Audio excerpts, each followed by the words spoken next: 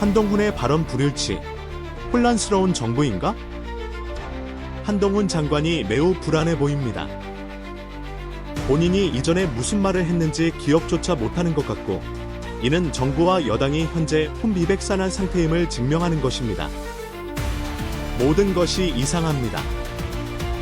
윤석열 대통령 한 사람 때문에 3,000명 넘는 사람의 통신 기록까지 조회했다니, 이 정부는 확실히 제정신이 아닌 것 같습니다. 영상을 시청하시기 전에 구독과 좋아요 한 번씩 부탁드립니다. 한동훈 국민의힘 대표는 더불어민주당이 요구한 제3자 추천 해병대체 상병특검법을 26일까지 발의하지 않은 것으로 확인됐습니다. 국회에서 진행된 기자간담회에서 한동훈 대표는 민주당의 특검법 발의 요구에 대해 민주당이 훨씬 위험성이 높은 법안을 던져놓은 상황에서 법안 발의까지 요구하는 것은 정치적 게임이며 여권을 분열시키려는 의도라고 지적했습니다. 그러면서 내가 그들의 정치적 게임에 따라갈 생각은 없다고 말했습니다. 질문이 드는 것은 왜 권력자들이 모든 일이 자신들의 의도대로 되어야 한다고 생각하는지입니다. 심지어 지금 공수처는 대통령의 휴대폰 수사 내역까지 공개하고 있습니다. 저는 검사 시절 그런 적이 없었습니다. 그렇게 공격적으로 수사한다면 수사 결과가 미진할 때 특검을 하자는 게 논리적으로 맞는 것입니다. 또한 윤석열 대통령 명예훼손 사건 수사 과정에서 검찰이 31,026명의 개인정보를 수집한 것으로 파악되면서 또 한 번 충격을 주고 있습니다. 이름과 전화번호뿐 아니라 주민등록번호와 주소 등 민감한 개인정보까지 광범위하게 수집했지만 검찰은 이를 제대로 고지하지 않았다고 합니다. 이것은 정부가 현재 혼란과 방향 감각을 잃고 있다는 의미로 해석될 수 있습니다. 그들의 행동과 발언이 점점 더 불일치하고 논란을 일으키는 상황에서 과연 정부가 국민의 신뢰를 회복할 수 있을까요? 최근 국회의원실로부터 확보된 자료에 따르면 검찰은 지난 1월 특정 사건을 수사하면서 국내 통신 3사인 스케이텔레콤, KT, 에그플러스에 공문을 보내 3,126명의 가입 고객의 개인정보를 제출받았습니다. 검찰은 대부분의 당사자에게 6개월의 통지 유예 기간을 채우고 나서야 이 사실을 문자로 알리며 주요 조회 내용이 가입 정보라고 했습니다. 하지만 실제로는 주민등록번호, 주소, 통신사 가입일 또는 해지일 등 다양한 통신 자료를 수집한 것으로 드러났습니다. 물론 수사기관은 전기통신사업법 제83조 제4항에 따라 수사 목적으로 이러한 정보를 수집할 수 있습니다. 그러나 긴급한 경우를 제외하고는 정보 제공 요청 시 요청 사유와 필요한 정보의 범위를 서면으로 명확히 기재해야 합니다. 이번 경우 검찰은 3,100여 명의 가입 정보 전체를 일괄적으로 요청했으며 이는 정보 수집의 범위를 넘어서 무분별한 사찰 행위로 비춰질 수밖에 없습니다. 이와 관련해 황 의원은 검찰이 개인의 민감한 정보를 무차별적으로 수집한 것으로 이는 명백한 무지마 사찰이라며 수집된 정보 또한 제대로 고지되지 않았다고 강력히 비판했습니다. 이는 지난 2022년 헌법재판소가 헌법 불합치 결정을 내린 취지에도 명백히 어긋납니다. 윤석열 대통령은 대선 당시 불법적인 통신사 자료 수집에 대해 강력히 수사해야 한다고 강조했으며 수사기관이 무소불위 권력을 휘두르지 못하도록 국회에서 관련 법 개정을 신속히 추진하겠다고 밝힌 바 있습니다. 그러나 현재의 상황을 보면 정부는 마치 비정상적인 행위만을 목표로 삼고 있는 것처럼 보입니다. 지난 2022년 헌법재판소의 헌법 불합치 결정은 통신자료 취득 행위에 대한 명확한 한계를 지시했지만 이번 사건은 이를 정면으로 위반한 것이 아닐까요? 정부는 지금이라도 정보 수집과 관련한 투명성을 높이고 국민의 개인정보 보호를 최우선으로 해야 할 때입니다. 개인정보가 함부로 유출되는 시대에 우리는 더 이상 침묵할 수 없습니다. 정부와 수사기관은 이에 대한 책임을 명확히 하고 국민의 신뢰를 회복하기 위해 적극적인 조치를 취해야 합니다.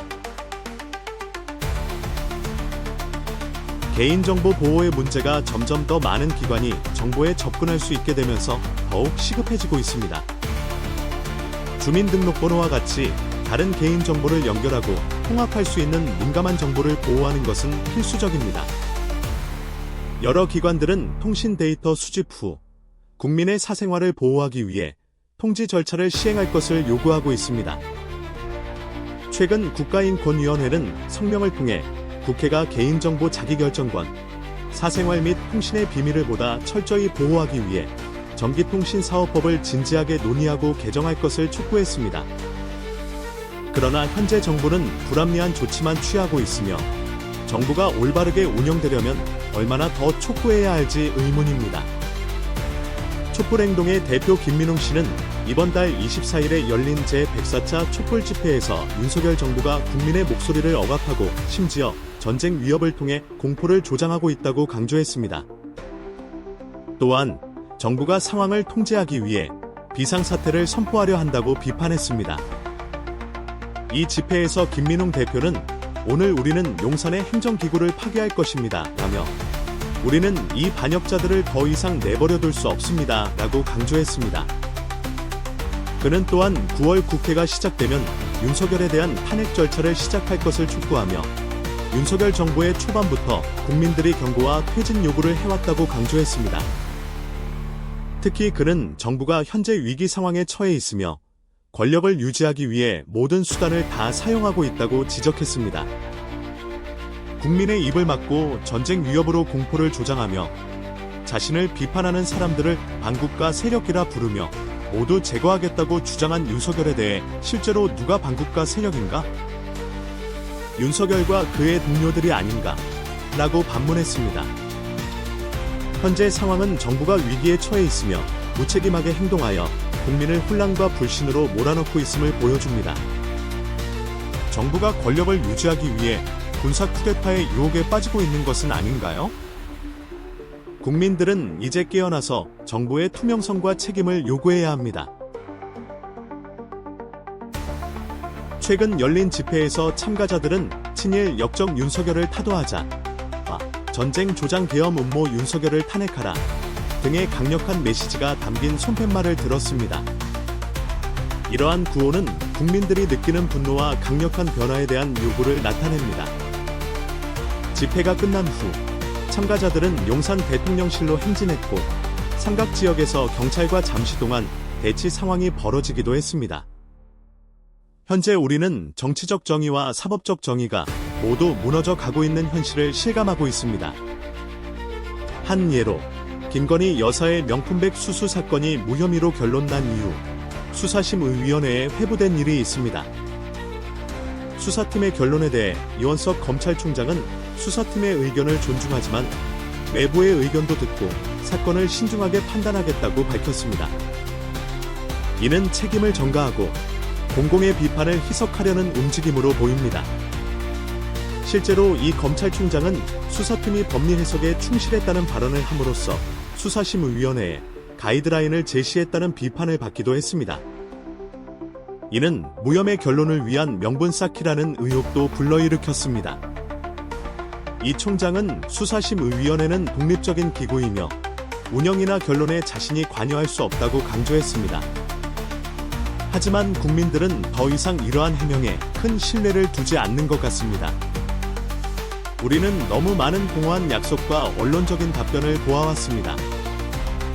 공정한 사법 시스템에 대한 기대는 이미 무너졌고 이제 국민들이 바라는 것은 이 정부가 빨리 물러나는 것뿐입니다.